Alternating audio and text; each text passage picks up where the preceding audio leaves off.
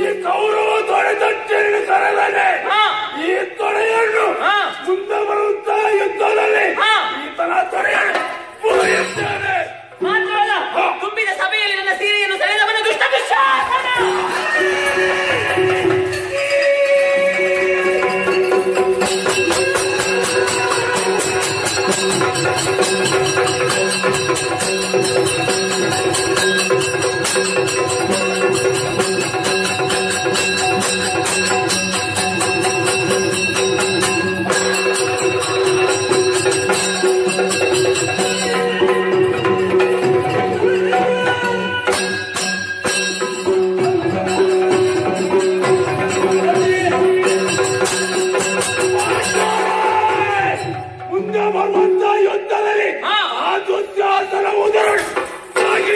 ಮಾತ್ರವಲ್ಲ, ನನ್ನ ಸಿರಗುಡಿಗೆ ಕೈ ಹಾಕಿ ತುರುಬನ್ನೇ ಬಿಚ್ಚಿದ್ದಾನೆ.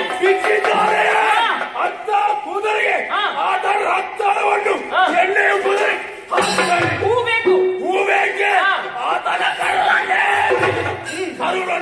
ಮಾತ್ರವಲ್ಲ, ಕೂದಲನ್ನು ಬಾಚುವುದಕ್ಕೆ ಬಾಚಣಿಗೆ ಬೇಕೆ. ಅವನ ತುಂಬಿದ ಸಭೆಯಲ್ಲಿ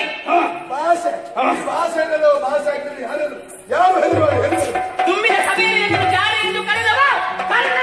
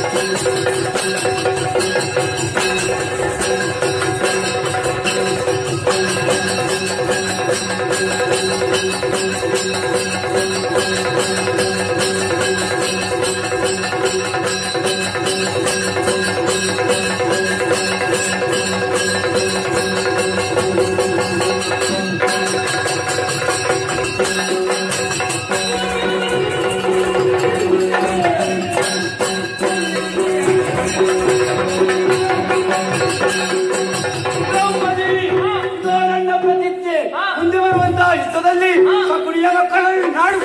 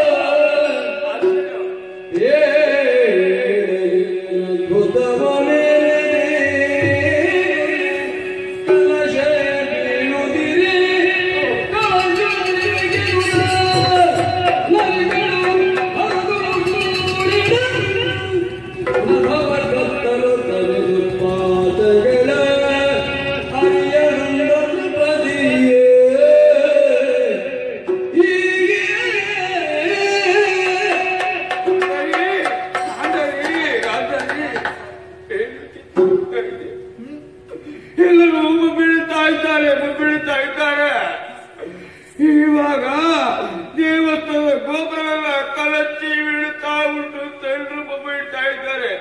ನನ್ನ ಕಣ್ಣಿಗೆ ಗೋಚರವಾಗದಿದ್ರು ಕಿವಿಗೆ ಕೇಳಿಸ್ತಾ ಉಂಟು, ಕಿವಿಗೆ ಕೇಳಿಸ್ತಾ ಉಂಟು.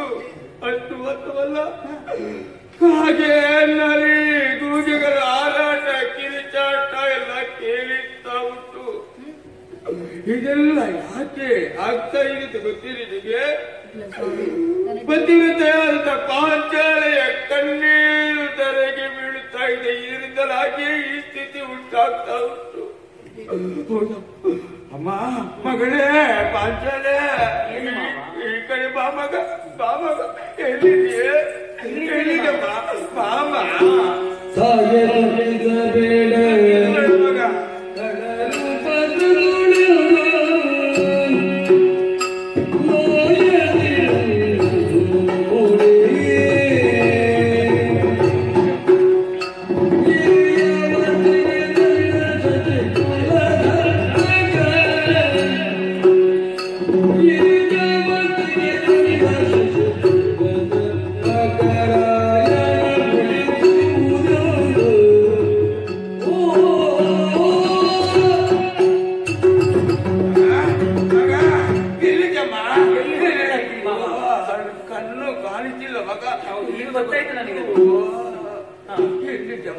ಈಗಲಾದೊಂದು ಹುಡುಕುವುದಕ್ಕೆ ಪ್ರಯತ್ನವನ್ನು ಮಾಡಿದ್ರಲ್ಲ, ಇಲ್ಲಿದ್ದೇನೆ ಮಾವ. ಏನು ಮಾವ? ಬೇಸರ ಮಾಡಬೇಡ. ನನಗೆ ಬೇಸರ ಇಲ್ಲ. ಯಾಕೆ ಬೇಸರ ಹೇಳಿ? ನನ್ನ ಮಕ್ಕಳಿಂದಲಾಗಿ ನಿನಗೆ ನೋವಾಗಿದೆ. ಹೌದಾ? ಈಗ ಗೊತ್ತಾಯ್ತಲ್ಲ ನಿಮಗೆ. ಇದನ್ನು ನಾನು ಕಣ್ಣು ಮೊದಲೇ ಇಲ್ಲ ಮಗ. ಇದ್ದು ಕಿವುಡನಾಗಿ ಹೋದೆ. ಉತ್ತರ ಕೊಡುವ ಸ್ಥಿತಿ ಇಲ್ಲದ ಹಾಗೆ ಹೋಯಿತು ಮಗ. ಮಗಳೇ, ಏನು ಮಕ್ಕಳಿಂದಲಾಗಿ ನಿನಗೆ ನೋವಾಗಿದೆ ಮಗ. ಬೇಸರ ಮಾಡಬೇಡ ಮಗ. ಆಗ ಒಂದು ಮಾವ, ನೀವು ಯಾಕೆ ದುಃಖಿಸ್ತೀರಿ ಮಾವ?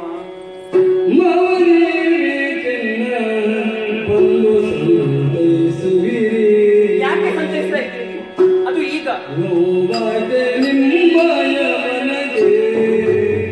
ಈಗ ನೋವಾಯ್ತು.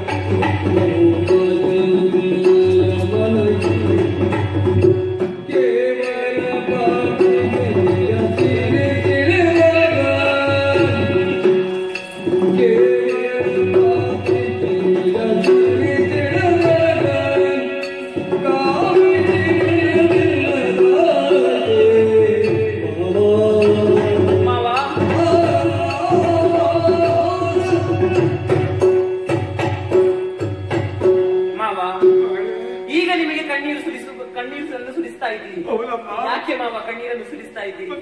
ಈಗ ಸುರಿಸಿ ಆದ್ರೂ ಏನು ಪ್ರಯೋಜನ ಹೇಳಿ? ಕೋಟೆಯಲ್ಲಿರುವಂತಹದನ್ನೆಲ್ಲ ಕೊಂಡು ಹೋದ ಮೇಲೆ ಕೋಟೆಗೆ ಬಾಗಿಲು ಹಾಕಿ ಏನು ಪ್ರಯೋಜನ? ನಿಮಗೆ ಕಣ್ಣು ಕಾಣುವುದಿಲ್ಲ ಅಂತ ಗೊತ್ತುಂಟು. ಈಗ ನನಗೆ ಅರ್ಥವಾಯ್ತು, ನಿಮಗೆ ಕಿವಿಯೂ ಕೇಳಿಸುವುದಿಲ್ಲ ಎನ್ನುವ ಹಾಗೆ.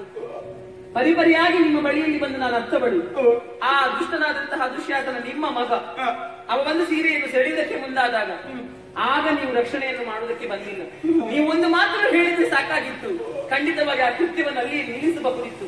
ಆದ್ರೆ ನೀವು ಮನ ಮಾಡಲಿಲ್ಲ. ಈಗ ಎಲ್ಲವೂ ಮುಗಿದ ಬಳಿಕ ಕಣ್ಣೀರನ್ನು ಸುರಿಸುತ್ತಾ ಇದ್ದೀರಿ. ಯಾಕೆ ಮಾವ? ಏನು ಮಗ, ಉಪಾಯ ಇಲ್ಲ, ಅನಿವಾರ್ಯ ಪರಿಸ್ಥಿತಿ. ನಾನು ಸುಮ್ಮನಾಗಿ ಕುಳಿತುಕೊಳ್ಳುವಂತ ಸ್ಥಿತಿ ಒದಗಿ ಬಂತು. ಆದ್ರೆ ಮಗಳೇ, ನಿನ್ನ ಸಮಾಧಾನಕ್ಕಾಗಿ ಅಲ್ಲ, ನಿನ್ನ ಸ್ಥಿತಿಯನ್ನು ಕಂಡು ನಾನು ಮರುಕಗೊಂಡಿದ್ದೇನೆ ಮಗ.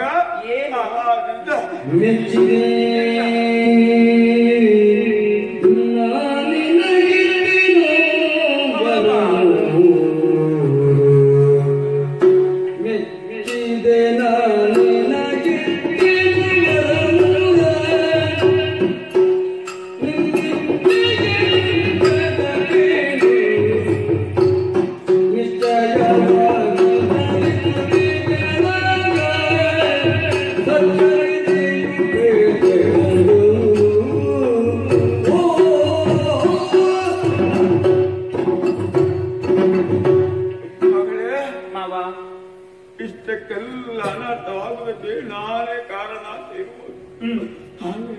ನಿನಗೆ ನಿನ್ನ ಭಕ್ತಿಗೆ ನಾನು ನಿನ್ನ ಉತ್ತಮ ಮನಸ್ಸಿಗೆ ಮೆಚ್ಚಿದವಳಿದ್ದೇನೆ. ಆದ್ರಿಂದ ನಿನಗೆ ಏನು ವರವನ್ನು ಕೊಡಬೇಕು ಅಂತ ಯೋಚನೆ ಮಾಡ್ತಾ ಇದ್ದೇನೆ. 3 ವರವನ್ನು ನಿನಗೆ ಕರುಣಿಸ್ತೇನೆ ಮಗಳೇ. ಆದ್ರೆ ಯಾವುದು ಬೇಕು ಅಂತ ನೀನು ಕೇಳಿಕೊಂಡ್ರೆ ಸಾಕಮ್ಮ. ಅದನ್ನು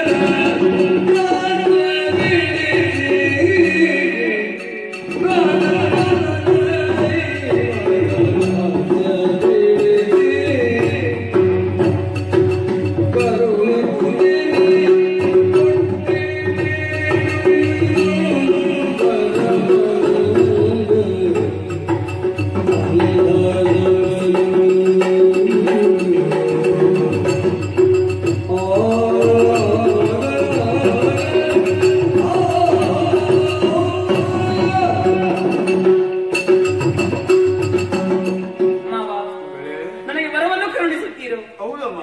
ಅದರಲ್ಲಿಯೂ 3 ವರವನ್ನು ಕರುಣಿಸುತ್ತಾ ಇದ್ದೀನಿ. 3 ವರವನ್ನು ಕರುಣಿ. ಹಾಗಾದ್ರೆ ಕೇಳುತ್ತೇನೆ. ಕೇಳು. ಮೊದಲನೆಯ ವರವಾಗಿ ಓ. ಇಂದೀಗ ದ್ಯೂತವನ್ನಾಡಿ ಇವರೆಲ್ಲರೂ ಕೂಡ ಕೌರವನ ದಾಸರಾಗಿದ್ದಾರೆ. ಹೌದು. ನನ್ನ 5 ಜನ ಗಂಡಂದಿರನ್ನು ಹಾ. ದಾಸರಿಂದ ಮುಕ್ತಿಗೊಳಿಸಬೇಕು ಮಾವ.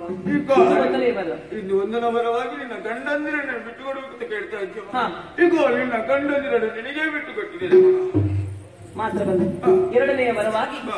ಅವರು ಕಳೆದುಕೊಂಡಿರುವಂತಹ ಆಯುಧಗಳು, ಹಾ. ಕ್ಷತ್ರಿಯರಿಗೆ ಆಯುಧಗಳಿಲ್ಲದಿದ್ದರೆ ಏನೂ ಪ್ರಯೋಜನ ಇಲ್ಲ ಮಾವ. ಹೌದಮ್ಮ. ಹಾಗಾಗಿ ಆ ಆಯುಧಗಳನ್ನು ಪುನರಪಿ ನನ್ನ ಗಂಡನಿಗೆ ಕಳುಹಿಸಬೇಕು. ಯಾರಲ್ಲಿ ಈ ಪಾಂಡವರಲ್ಲಿದ್ದ ಆಯುಧವನ್ನೆಲ್ಲವನ್ನು ಅವರಿಗೆ ಕೊಟ್ಟು ಬಿಡಿ. ಕೊಟ್ಟು ಬಿಡು. 3 ವರವನ್ನು ಕರುಣಿಸಿದರೆ ಅಂತ ಹೇಳಿದರೆ ಮಗ. ಹಾ. 2 ನೀನು ಕೇಳಿದ್ಯಮ್ಮ. ಹಾ. ಉಳಿದದ್ದು ಮಿಕ್ಕದ್ದು 1. ಮಾವ. ಅದು ಯಾಕಮ್ಮ ನೀನು ಕೇಳೋದು ಸುಮ್ಮನೆ? ಮಾವ, ವೈಶ್ಯರಿಗೆ 1 ವರ, ಹಾ. ದ್ವಿಜರಿಗೆ 3 ವರ, ಹಾ. ಕ್ಷತ್ರಿಯರಿಗೆ 3 ವರ, ಹೌದು. ಕ್ಷಾತ್ರಿಯಾಣಿಗೆ 2 ವರವನ್ನು ಕೇಳುವಂತಹ ಹಕ್ಕು ಮಾತ್ರ ಇರುವುದು ಮಾವ. ನಿಜ. ಹಾಗಾಗಿ 2 ವರಗಳನ್ನು ಮಾತ್ರ ನಾನು ಕೇಳಬಲ್ಲೆ. ಹಾಗಿದ್ರೆ 2 ವರನ್ನು ನೀನು ಕೇಳಿದ್ದೆ ಮಗ. ನಾನು ಕೊಡುತ್ತೇನೆ ಅಂತ ಭಾಷೆ ಕೊಟ್ಟವನಿದ್ದೇನೆ. 3 ವರವನ್ನು ಕರುಣಿಸ್ತೇನೆ ಅಂತ. ಹೌದು. ಆದ್ರೆ 3ನೇ ವರವಾಗಿ ನಿನ್ನ ಗಂಡನಿನ ಜೀವಿತದಲ್ಲಿ ಸೋತಂತ ಎಲ್ಲ ವಸ್ತುವನ್ನು ಅವರಿಗೆ ಮರಳಿ ಒಪ್ಪಿದ್ದೇನೆ ಮಗನೇ. ಹೀಗೆ ಬನ್ನಿ ಮಾವ, ಹೀಗೆ ಬನ್ನಿ. ಎಲ್ಲ ನನ್ನ ಮಕ್ಕಳಿಗೆ ಬಿಟ್ಟು ಹೋಗಿದ್ದಾರೆ ಮಗ.